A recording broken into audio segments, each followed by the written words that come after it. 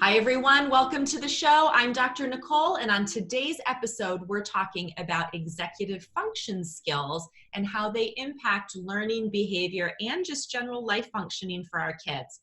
If you've got a child who tends to forget things, can't stay organized, doesn't get things done on time, or maybe struggles to complete tasks independently, you're going to love the info and tips that we're going to share on this episode. My guest today is Sarah Ward, a specialist in helping children and teens develop executive function skills. Her resources, strategies, trainings, are things that we use at our clinic here in Michigan on a daily basis. And so I'm really excited to have her here to share them with all of you. Let me tell you a little bit more about Sarah. Sarah Ward is a certified speech-language pathologist with over 25 years of experience in diagnostic evaluations and treatment of executive dysfunction. Ms. Ward holds a faculty appointment at the Massachusetts General Hospital Institute of Health Professions. Sarah is an internationally recognized expert on executive function and presents seminars and workshops on the programs and strategies she has developed with her co-director, Kristen Jacobsen. Their 360 Thinking Executive Function Program received the Innovative Promising Practices Award from the national organization CHAD. She has presented to and consulted with over 1,200 public and private schools in the United States, Canada, and Europe. Really impressive. So excited to have you here. Welcome, Sarah. Thank you for the invitation. I'm excited to be here today.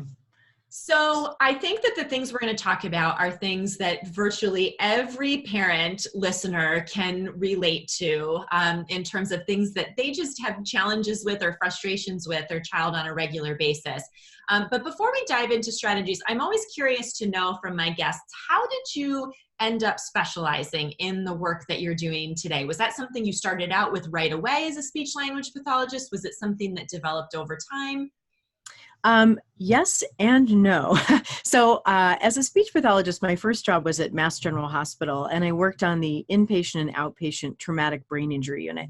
So certainly individuals who have traumatic brain injury, they're always having difficulties with executive function, and I started providing outpatient treatment and rehabilitation. At the same time, I also have a daughter, and my daughter has a lot of executive function challenges. She has ADHD and dyslexia, and if you're familiar with Ross Greene's work on the explosive child. Yep. She was an explosive child. Yep. Because she had lagging development of executive skills. So I was sort of working in the field of brain injury. I knew what executive function was, but then I had this beautiful daughter who wasn't developing her executive function skills.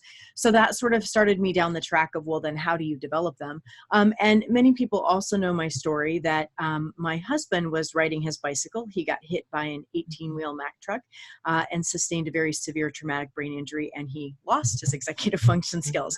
So while I was sort of familiar with it and doing it, then all of a sudden it really became such an integral part of my life, supporting both my husband and my daughter. And really that took me down the path of executive function because especially being a wife and a mother and an educator and a clinician, I always wanted to know, well, what do you do about it? You know, it would make me crazy when I'd go somewhere and they'd tell me what executive function was, but then no one really gave me strategies that I could use to really remediate it. So my real focus is all about the practical. What can we just do every day to truly support children and adults? Because oftentimes I lecture, inevitably every single time a teacher, a parent, a husband, a wife will approach me and go, oh my gosh, this is me you're talking about. And how can I help my child? Like, I'm struggling with these executive skills myself.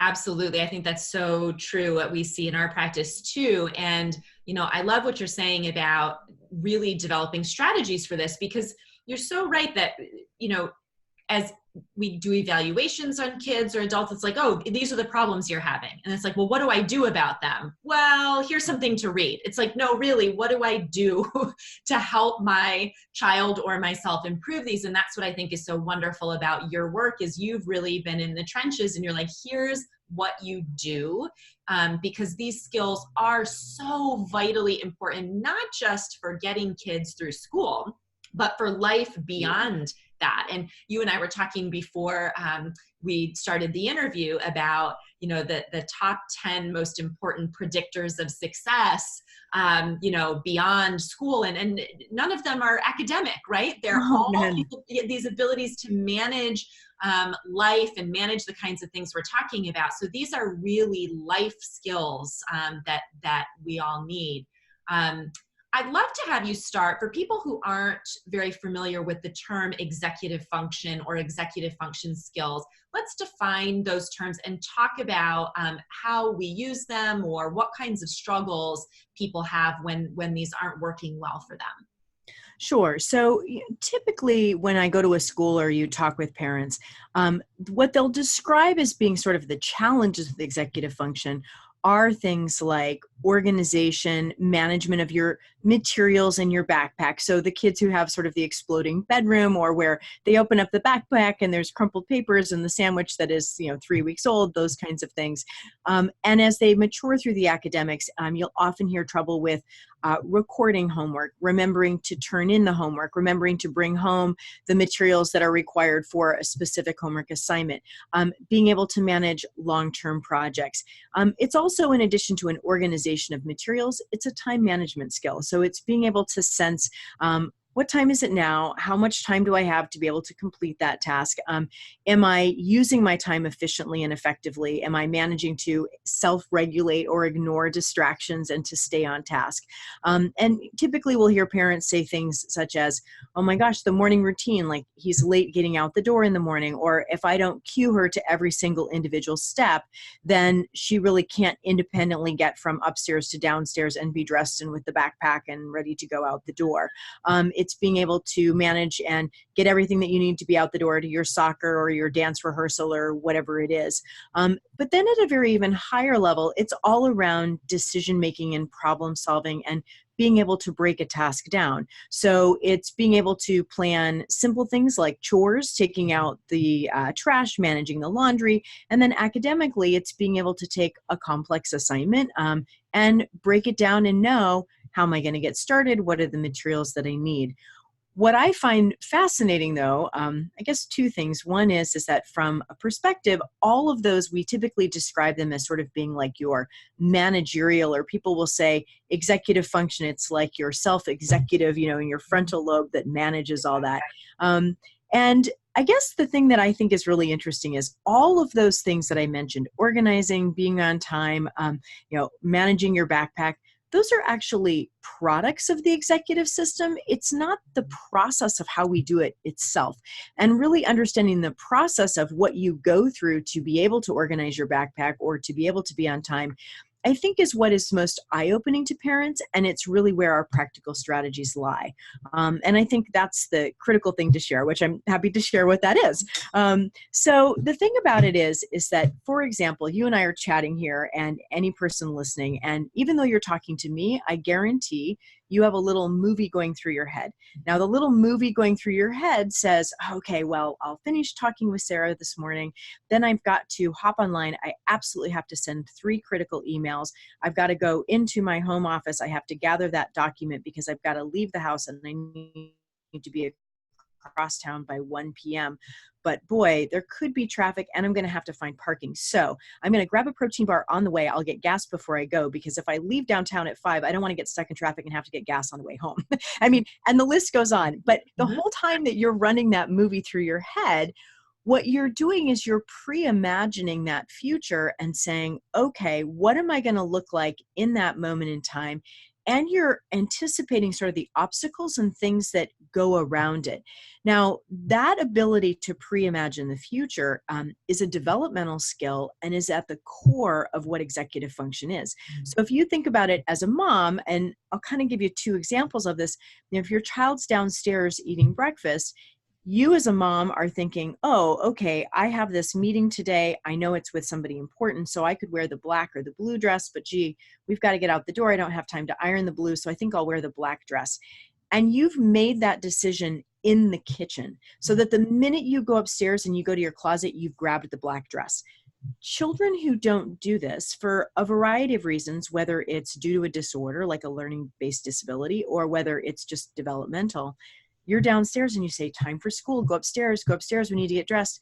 And this is the child who, after multiple prompts, gets upstairs and you pass their bedroom and they're playing with Legos or painting their nails. And you're like, what are you doing? Like, what is happening? We've got to get out the door. And then you say, you need to get dressed. And this is the child who, opens the closet, and then they take one pair of pants, and then they grab a different shirt, and then they go in there, and before you know it, the clothes are all over the floor. And then you're racing to try to get the child out the door in the morning. And so those are the kids that we chronically describe as being what we say a beat behind. They really aren't developing that mental model and that self movie in their head of planning. And so there's this fascinating, I just think it's the coolest statement at all. It says that 90% of the time, task planning happens in a different space from where you execute the plan. I have to say that again. It's so important. So if you think about it, 90% of the time, we plan what we're going to do in one space. So you're down in the kitchen and you're planning what you're going to wear, so that the minute you get in that space, you just carry out that plan. Children who don't do this, you say, go brush your teeth, go brush your teeth.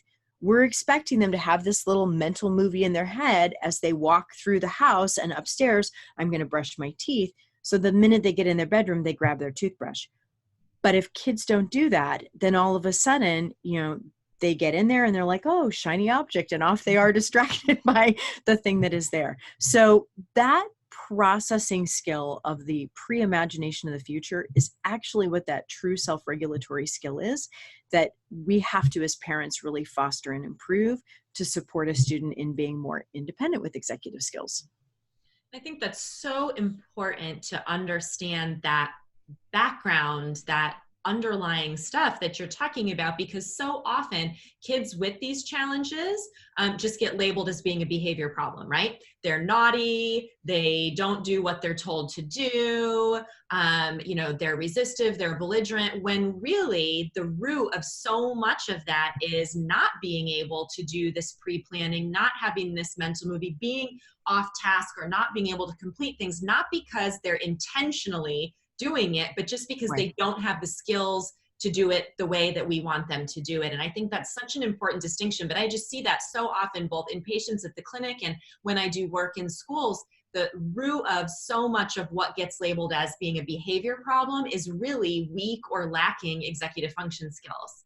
Hugely so. And the part too about where I often find kids get diagnosed as having kind of behavior challenges, and I think this is really interesting, is that that distance between where you are in a moment in time and how far into the future you can see and plan is called the spatial temporal window. And so I'm going to use my video for a minute because I love my thought bubble, right? Absolutely. But it's this idea that if you're downstairs, you're thinking, okay, I have to go down the hall, up the stairs, and into my bedroom. That's the distance. But if you're at home and you have all of your homework on your desk, and let's say that you're in middle school, you have to think, okay, I need to put that homework into my backpack, but then you have to imagine yourself going to bed, getting up in the morning, getting to school, then going into your locker. Then you have to imagine going from the locker down the hall, up the stairs, and into the science classroom, turning it in. Mm-hmm. So all of a sudden, even though you're at your desk at home, the distance and the space with which you're imagining turning something in is 6 miles and 12 hours from now. And the thing that's really critical about that is we have developmental norms for this. Mm-hmm. So what happens is if you think about, like, if your child is young, they're 2 or 3 years old, you get your child dressed in the morning. Really, your only goal is for that child to see themselves with their socks and their jeans and their shirt on.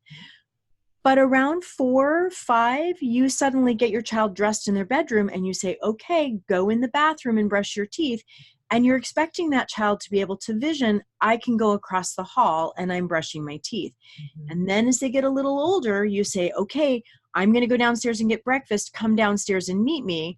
You're now expecting that child to be able to go from upstairs to the bathroom and then down the stairs and into the kitchen. And again, the older, and this is one of the key things to understand, it's not that academics get harder that make the executive system more difficult. It's that the demands on how far into the future and how much planning you have to do changes. Because by the time I'm a sophomore, junior in high school, and maybe I have my driver's license, now not only am I just thinking, okay, get to the bathroom and get dressed, but I have to think, I need to get dressed, I need to get myself breakfast, I need to drive to school, I have to allow enough time to park the car and walk into the school. I then have to go to my first block. I have chemistry first block, and then I have English, and then I have a free block. And during my free block, I need to see myself studying for that English quiz because that's this afternoon.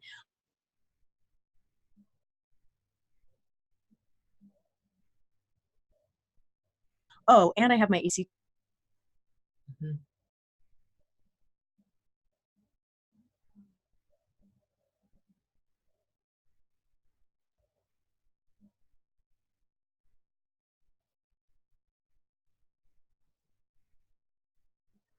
And so that's the developmental skill that we have to teach kids.